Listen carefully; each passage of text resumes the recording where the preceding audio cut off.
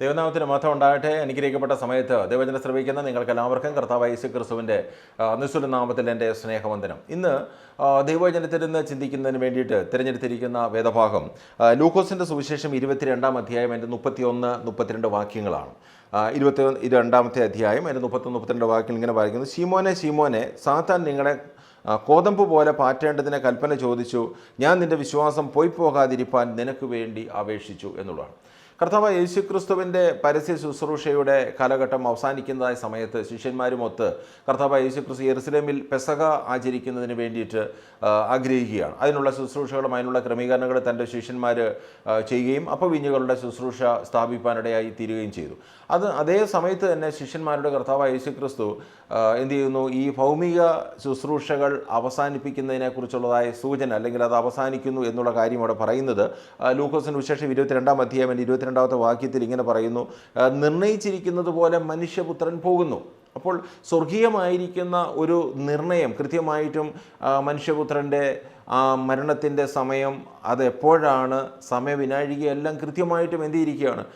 സർവശക്തനെ ദൈവം വെളിപ്പെടുത്തിയിരിക്കുകയാണ്. അപ്പോൾ ആ സമയത്ത് അല്ലെങ്കിൽ ആ നാഴിക അടുത്തിരിക്കുന്നു എന്നുള്ള കാര്യം തൻ്റെ ശിഷ്യന്മാരെ എന്ത് ചെയ്യുന്നു? പ്രബോധിപ്പിക്കുകയാണ്. അപ്പോൾ ആ സമയത്ത് ശിഷ്യന്മാരുടെ ഇടയിൽ വലിയൊരു ആശയക്കുഴപ്പം സംഭവിക്കുന്നത്, ഒന്ന്, കർത്താവ് യേശുക്രിസ്തുവിനെ ഒറ്റിക്കൊടുക്കുന്നതായ ഒരു വ്യക്തിയെക്കുറിച്ചുള്ള സൂചന. നിങ്ങളിൽ ഒരാൾ ഒറ്റിക്കൊടുക്കുമെന്ന് പറയുമ്പോൾ ഓരോ ശിഷ്യന്മാരും ഞാനോ എന്ന് ചോദിക്കുകയാണ്. കാരണം അവരാരും യേശുവിനെ ഒറ്റിക്കൊടുക്കുവാൻ തയ്യാറല്ല, അല്ലെങ്കിൽ അവർ മനസ്സിലാക്കിയിരിക്കുന്നതായ അവർ സ്നേഹിച്ചതായ യേശുവിനെ അവർ ഒറ്റിക്കൊടുക്കാൻ തയ്യാറല്ല.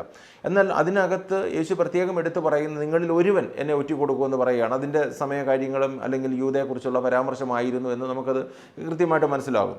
എന്നാൽ അതോടൊപ്പം തന്നെ വളരെ ആഴമായിട്ട് ശീമോൻ പത്രോസ് വളരെ വ്യക്തമായി, അല്ലെങ്കിൽ അങ്ങനെ ഒരു നാഴിക നിനക്ക് സംഭവിക്കുകയാണെങ്കിൽ നിനക്ക് വേണ്ടി ഞാൻ മരിക്കാൻ, അല്ലെങ്കിൽ എൻ്റെ ജീവൻ നിനക്ക് വേണ്ടി വയ്ക്കുവാൻ ഞാൻ തയ്യാറുള്ളവനാണ് എന്ന് പത്രോസ് എന്ത് ചെയ്യാണ്? യേശുവിനോട് വളരെ ആണയിട്ട് പറയുകയാണ് ചെയ്തത്. ആ സമയത്ത് കർത്താവായ യേശു തൻ്റെ ശിഷ്യനായിരിക്കുന്ന പത്രോസിനോട് പറയുന്നത്, ഇന്ന് കോഴി കൂകുന്നതിന് മുമ്പ് നീ എന്നെ അറിയുന്നില്ല എന്ന് 3 വട്ടം തള്ളിപ്പറയും എന്ന് കൃത്യമായിട്ട് പറയുകയാണ്. അപ്പോൾ അങ്ങനെ ഒരു സംഭവം നടക്കും, അല്ലെങ്കിൽ കോഴി കൂകുന്നതിന് മുമ്പ് നീ എന്നെ അറിയുന്നില്ല എന്ന് 3 വട്ടം ഇന്ന് എന്ത് ചെയ്യാൻ പോവുകയാണ്? തള്ളിപ്പറയാൻ പറയുകയാണ്. അപ്പോൾ അങ്ങനെ ഒരു സാഹചര്യം നടക്കും എന്നുള്ളൊരു കാര്യം ശീമോൻ്റെ അരിക്കൽ പറയുമ്പോൾ, ശീമോൻ്റെ വിശ്വാസം, അല്ലെങ്കിൽ ശീമോൻ ഇങ്ങനെ ചെയ്യുവാനിരിക്കുന്ന കാര്യങ്ങളെക്കുറിച്ച് ഒരു പ്രവചനം എന്ന വണ്ണം സംഭവിക്കാനിരിക്കുന്ന കാര്യങ്ങളെക്കുറിച്ച് മുൻകൂട്ടി അറിയിച്ചപ്പോൾ ഒരിക്കലും ശീമോൻ അത് ഉൾക്കൊള്ളുവാൻ കഴിയുന്നില്ല.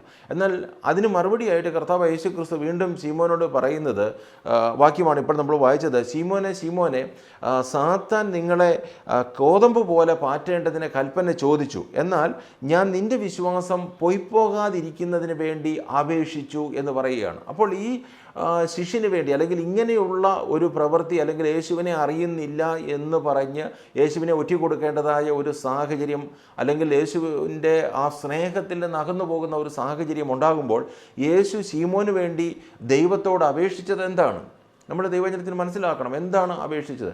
തീർച്ചയായിട്ടും അങ്ങനെ ഒരു സംഭവം നടക്കുകയാണ്. അപ്പോൾ യേശു പ്രാർത്ഥിച്ചത്, ശീമോനെ, നീ ഇങ്ങനെ ഒറ്റിക്കൊടുക്കുവാനുള്ള അവസരം ഉണ്ടാകരുത്, നീ എന്നെ അറിയുന്നില്ല എന്ന് പറയുന്നതായ, അല്ലെങ്കിൽ സാത്താൻ്റെ പ്രേരണയാൽ നീ പറയാനിരിക്കുന്ന കാര്യങ്ങൾ ഒരിക്കലും പറയാൻ ഇടവരരുത്. ഒരിക്കലും അങ്ങനെയല്ല. അവിടെ നമ്മൾ വായിക്കുമ്പോൾ ഇങ്ങനെയാണ്: ഞാൻ നിൻ്റെ വിശ്വാസം പോയി പോകാതിരിപ്പാൻ. കാരണം ഇത് യേശു പറഞ്ഞ കാര്യമാണ്. കൃത്യമായിട്ടും അതെന്ത് ചെയ്യുന്നു? അത് നടക്കും, അത് നടന്നത് തന്നെ, അതങ്ങനെ നടക്കുകയും ചെയ്തു എന്നുള്ളതാണ്. അപ്പോൾ തുടർന്നുള്ള പഠനം പഠിക്കുമ്പോൾ നമുക്കതേക്കുറിച്ച് മനസ്സിലാക്കാൻ ഇടയായിത്തീരും. അപ്പോൾ അങ്ങനെ ആ സംഭവം നടക്കുന്നതായ സാഹചര്യത്തിൽ അതിനുശേഷം നിൻ്റെ വിശ്വാസം എന്ത് ചെയ്യാൻ പാടില്ല? പോയി പോകാൻ പാടില്ല. എന്ന് പറഞ്ഞാൽ ഏത് വിശ്വാസത്തിൽ നിലനിന്നുവോ, അല്ലെങ്കിൽ സാത്താൻ്റെതായ പോരാട്ടങ്ങളും പ്രയാസങ്ങളും ഉണ്ടാകുമ്പോൾ ചില തളർച്ചകളും ചില പ്രയാസങ്ങളും ജീവിതത്തിൽ അനുഭവിക്കുന്നുവെങ്കിലും അവിടെ എന്ത് ചെയ്യാൻ പാടില്ല? വിശ്വാസത്തിൽ തളർന്നു പോകാൻ പാടില്ല. വിശ്വാസത്തിൽ വളരെ ധൈര്യത്തോടുകൂടി മുന്നോട്ട് കടന്നു വന്ന് ആ സംഭവിച്ചതായ തെറ്റിനെക്കുറിച്ച് ഏറ്റുപറഞ്ഞ് മുന്നോട്ട് വരണം. അങ്ങനെ പത്രോസിൽ ദൃഷ്ടി വെച്ചതായ കർത്താവ് ശീമോനെ പ്രബോധിപ്പിക്കുന്ന കാര്യവും പ്രാർത്ഥിക്കുന്ന കാര്യവുമാണ് നമ്മളിവിടെ ഈ വാക്യത്തിലൂടെ നമുക്ക് മനസ്സിലാക്കാനിടയായി തീർന്നത്. മാത്രമല്ല, കർത്താവ് യേശുക്രിസ്തുവിനെ കുറിച്ച് പറഞ്ഞാൽ തൻ്റെ ശിഷ്യന്മാരെ തിരഞ്ഞെടുക്കുന്ന സമയത്ത് ലൂക്കോസിൻ്റെ വിശേഷം 6-ാം അധ്യായം അതിൻ്റെ 12-ാമത്തെ വാക്യത്തിൽ വളരെ വ്യക്തമായിട്ട് പറയുകയാണ്: കർത്താവ് യേശുക്രിസ്തു തൻ്റെ ശിഷ്യന്മാരെ തിരഞ്ഞെടുക്കുന്നതിൻ്റെ തലേ രാത്രിയിൽ ഒരു രാത്രി മുഴുവൻ ഒരു മലയിൽ പ്രാർത്ഥനാ നിരതനായിരുന്നു എന്ന് വായിക്കുകയാണ്.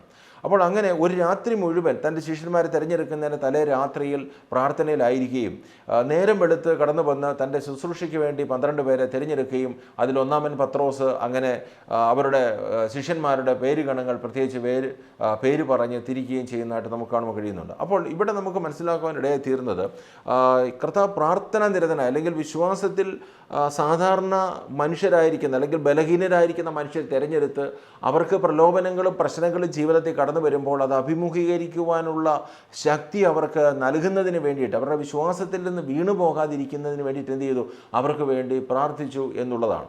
അപ്പോൾ നമ്മുടെ ആത്മീയ ജീവിതത്തിലും നമ്മൾ കണ്ടുവരുന്ന നമ്മുടെ ചുറ്റുപാടുകളിൽ നമ്മുടെ കൂട്ടായ്മയിൽ അല്ലെങ്കിൽ നമ്മുടെ സഹോദരങ്ങൾ പല വിധത്തിലുള്ള തെറ്റുകളും പ്രയാസങ്ങളും ഒക്കെ അവരുടെ ജീവിതത്തിലുണ്ടാകാം.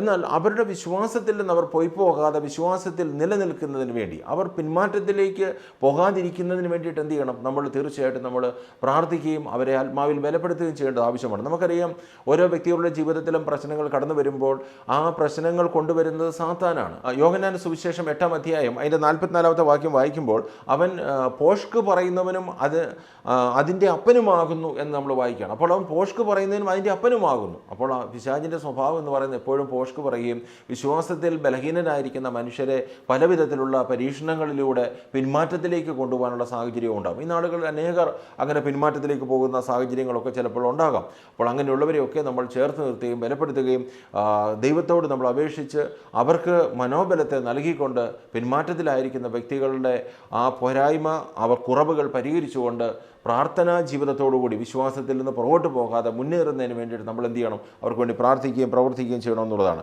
അതുകൊണ്ട് കർത്താവിൽ പ്രിയപ്പെട്ടവരെ, ശീമോൻ പത്രോസിൻ്റെ ജീവിതത്തിൽ സംഭവിക്കാനിരിക്കുന്ന ആ ബലഹീനത, തൻ്റെ ജീവിതത്തിൽ ആ വലിയൊരു ധൈര്യം ഉണ്ടായിരുന്നെങ്കിലും ആ കുറവ് സംഭവിക്കുമെന്നുള്ള ബോധ്യത തന്നെ വരുത്തുവാനിടയായി തീർന്നു. എന്നാൽ യേശു പ്രാർത്ഥിച്ച എന്തിനു വേണ്ടിയിട്ടാണ്? നേരത്തെ നമ്മൾ സൂചിപ്പിച്ചതുപോലെ തൻ്റെ വിശ്വാസത്തിൽ നിന്ന് പോയി പോകാതിരിക്കുന്നതിന് വേണ്ടിയിട്ടാണ്. അതുപോലെ നമ്മുടെ വിശ്വാസത്തിലും പലവിധ പ്രലോഭനങ്ങൾ പ്രശ്നങ്ങൾ കടന്നു വരുമ്പോൾ വിശ്വാസത്തിൽ നിന്ന് പോയി പോകാതിരിക്കേണ്ടതിന് വേണ്ടിയിട്ട് മറ്റുള്ളവർക്ക് വേണ്ടി പ്രാർത്ഥിക്കുവാൻ വേണ്ടിയിട്ട് നമ്മൾ ഒരുക്കമുള്ളവരായിരിക്കണം. അപ്രകാരം ദൈവം നമ്മളെ ശുശ്രൂഷയിൽ മുന്നേറുവാൻ, ദൈവരാജ്യത്തിൻ്റെ ശുശ്രൂഷയിൽ ആയിരിക്കാൻ കർത്താവ് നമ്മളെ ഓരോരുത്തരെയും സഹായിക്കട്ടെ. ഈ സമയത്ത് കണ്ണിലടച്ച് നമുക്ക് പ്രാർത്ഥിക്കാം. കരുണാസമ്പന്നനായിരിക്കും ഞങ്ങളുടെ സ്വർഗീയ പിതാവേ, എനിക്ക് ഇവിടെ നല്ല സമയത്തിനായി സ്തോത്രം ചെയ്യുന്നു.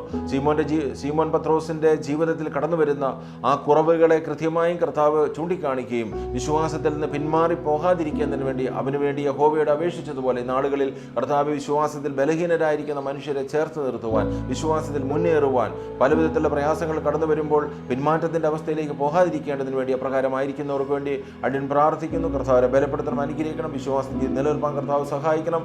സാത്താൻ്റെ പരീക്ഷണങ്ങളും പരിശോധനകളും മനസ്സിലാക്കി ദൃഢനിശ്ചയത്തോടുകൂടി ദൈവവചനത്തിൽ ആശ്രയിച്ച് മുന്നോട്ട് പോകാൻ കർത്താവ് എല്ലാവരെയും സഹായിക്കണം. പ്രാർത്ഥന ഘട്ടത്തിനായി സ്തോത്രം. യേശുവിൻ തന്നെയുള്ള നാമത്തിൽ തന്നെ ആമേൻ. സ്തോത്രം. ആമേൻ. Thank you so much for watching. Hope this message was helpful to you. And if you're new to this channel, please subscribe to our channel and turn the bell icon on so that you won't be missing out any of our future updates. God loves you.